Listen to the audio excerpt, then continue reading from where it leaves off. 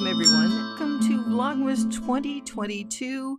I'm recording this on eCam. Today, from my corner of the universe to yours, I'm going to be doing some drawing. I'm not an artist, but I do like to draw, and something that I'd gotten away from doing a long time ago is drawing. I find it's really more doodling. So if you feel like, grab a pencil, a pen, whatever you got, and a piece of paper. Draw along with me. Let's go. I tend to start in the corners with something. I have no idea what I'm going to do yet because I didn't plan this out. I never plan them out. So I sometimes start with little circles. So I think I'm going to make little circles to the moment. Or like little petally things, which would be quite nice. Christmas cards. I don't generally send out Christmas cards. Not very often. And I appreciate getting them, I have to say, but it's not something that is overly part of my celebration. But I do like to draw. I've been very lucky in my family. There are several people in my family who are really fine artists and craftsmen, craftswomen. Well, that's to say that the making gene is strong in my family would be an understatement. Almost everybody does some form of making or is hooked on barbecue or sewing. My mother was a wonderful seamstress. She used to make a dress for Christmas and Easter every year. Well, she made me more than that, but I always had special dresses at Christmas. And when I was very, very little, I would frequently get a doll for Christmas. She would make the doll a dress that was identical to the one that she had made me for Christmas Day. I remember one dress which was sort of Christmassy green satin, and it had a pinafore over the top, which was white with green rickrack, which was just beautiful. I also had a black velvet dress at one point, which was, because it was beautiful. It had, well, always felt like an antique lace collar on it. It was terribly simple, but very, very beautiful. And I wore that dress until it died, basically. It was so pretty. My mom made my first prom dress, which was white lace. And she made a little coat to go with it, which was, gosh, it was so pretty. Always liked dresses and long dresses and dressing up. It was part of my makeup. My mom didn't often go. They very seldom went to very, very fancy parties where she would be required to wear a formal or a long dress. But I do remember one long dress that she had, very, very simple in form, and it had a hot pink satin stole, which was so bright. She just looked beautiful. It was very Jackie O, I suppose. The year he died was a really, really sad year for our family. My mom lost a baby at that point. The baby was, funnily enough, would have been the same age as one of my best friends in high school, a younger brother, who I've just noticed on Facebook recently. His daughter's gotten married. Oh my goodness, everybody's grown up and all their kids are grown up. Because I live in the UK, there are a lot of people in the States I haven't seen for a very long time. I consider this place my home now, and I have no intentions of moving back to the United States at this point. Oh, let's go back to a happier topic. We were very traditional, I suppose, in that respect. I didn't put on a pair of jeans until I was in high school. I would have trousers or slacks, but I never really got into the jean thing until much later. Of course, now you can't get me out of them. But I wore dresses. I liked wearing dresses. I liked being girly. I liked having curly hair. I liked having fashionable clothes. Well, pretty clothes, I suppose. They wouldn't necessarily all have been fashionable. But there were clothes, some clothes. Remember how some clothes make you just feel wonderful? I remember one winter, I got a new kind of a short jackety coat, and it had had a little fur hood, fur rim of the hood, and it was white. It was brilliant white, and it wasn't leather, and I can't remember what the fabric was. It was slightly shiny.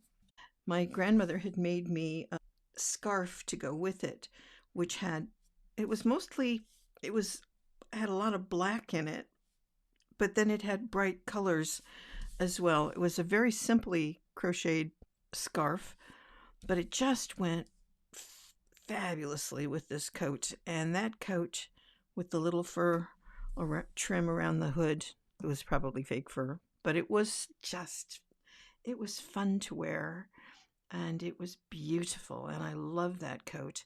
And I don't think I ever spilled much of anything on it, and it stayed reasonably clean for a very long time, which I think is pretty shocking in itself.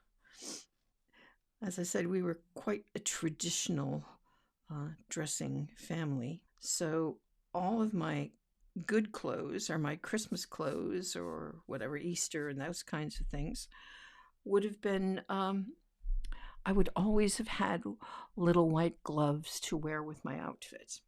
And we had Christmas traditions. Is Marshall Fields in Chicago was a bit like Macy's. And Fields, I think, is gone now. In fact, I think it was taken over by Macy's, but I could be wrong. Had quite a wonderful restaurant. And if we would go into Chicago for the day, I would, of course, wear a dress and wear my little gloves, be in my nice little dress. And I would frequently go in with my grandmother on my dad's side with Grammy, and we would have lunch in Field's special room. At Christmas time, there was a giant Christmas tree in this room, and so we would frequently sit in view of the tree. I remember I did get to do that once for my cousins and take them up, and it was a lovely day. You don't have to buy a lot. You just enjoyed a nice little lunch by the tree. I remember that we used to go up to Chicago now and again and go to the films in a large cinema. I remember seeing, it must have been Sleeping Beauty or Cinderella or something like that, in one of the Disney shows. We didn't, like I said, we didn't really weren't a concert going family, but I loved the city. I was lucky enough to live there for about a year. It wasn't at the happiest moment in my life. I had been, I'd been teaching in my old grade school, which was quite bizarre to teach along with people who had taught you. I was a music teacher there, but at the end of the year, there had been a tax referendum, and people voting to raise their taxes, like they're really going to vote to do that. And the school didn't get the kind of money it was hoping for, and so it had budget cuts, cut the music program. It kept 2 full-time PE teachers, but cut both of the band and the general music choir person, which was me. But I was singing with a small chamber group at the time in Chicago, so I was going into Chicago one night a week anyway for these rehearsals. Had some good friends at the time, and we decided to move in together, so we moved to Chicago. And when I lost my job, I was already living in the city. I was studying with voice with a lady called Eileen Deneen at the conservatory, and she was one of the first people who really put me on the path that I took in terms of vocal, how my singing would develop. And I am thoroughly grateful to that woman. It was right across, the conservatory was right across the street from the Art Institute. So I could actually bike along Lakeshore Drive down to my lesson if I wanted to. I was living in a flat, which was the basement flat of an Episcopal church rectory, which was as you go down Lakeshore Drive and it turns into, and it quite, anyway, it's towards the end of it. And it was, the rectory actually had 3 or 4 floors. and the priests lived above us. We were in the basement flat, which was unlike most basements anyone would ever see, because the living room was about 25 foot by 20. It was almost a 25-foot square. 20. It was huge. Had a fireplace, a working fireplace, and the ceiling was about almost 10-foot tall ceiling, 10, 11-foot tall ceilings. I remember we had a huge tree that year, large Christmas party. The women I lived with were both in the choir. One of them was the director of the choir, so quite a wonderful conductor. In fact, she and I did several concerts together, and I loved living in Chicago. I went to my first orchestral concert in Chicago. I was in 8th grade, and we went with I think it was the band had organized a trip. But I do remember that they played Les Préludes, the List, Overture to Candide, which is Bernstein, and they played something called Three Places in New England, which was Charles Ives. Well, I knew that I was on the right path at that point, because I think I was the only one who came back from that concert and had absolutely loved the Ives. And I loved it so much, I had asked my parents to get me the album, which they had to special order, because of course it wasn't something that was just an off-the-rack thing. That should have been a hint to them. And when I got it, I was just mesmerized by Ives and what he'd done and how he did it, and how funky his viewpoint of the world could be. And I loved it. I still loved it. I was banned from playing it while I was in the house, or while my parents were in the house, rather, because they didn't quite get it.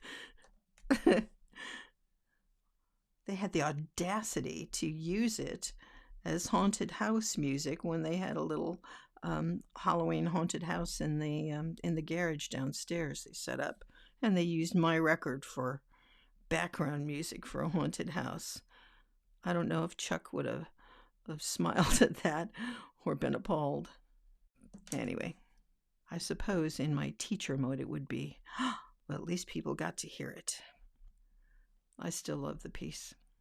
I also went to Chicago Symphony a few times, but one of the other times that I remember the most was Margaret Hillis was conducting.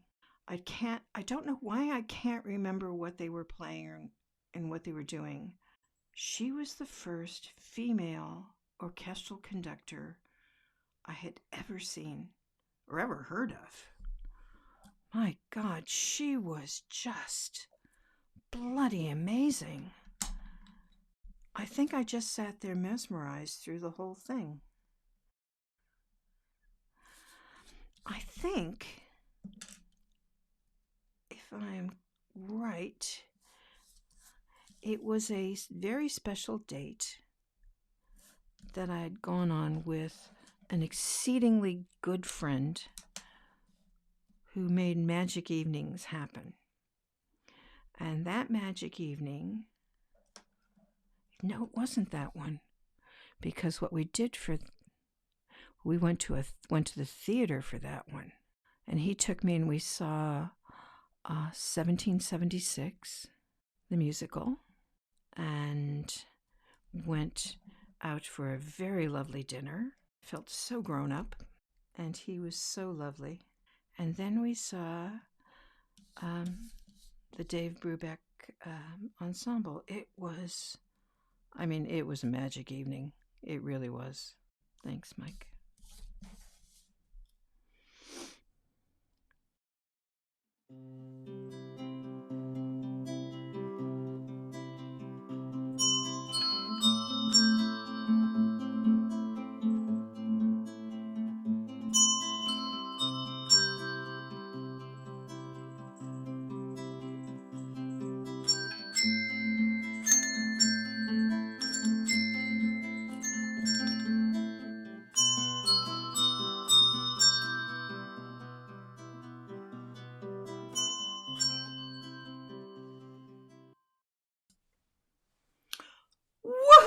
It's Vlogmas Day 3, and it's time to open up the Advent calendar, little Ducky. Here comes number 3. Here you go.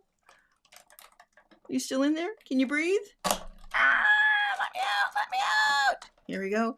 Let's see what he looks like today. I have no idea. Oh, look at that. It's a little ducky hat. It's a little hat to go on a little ducky.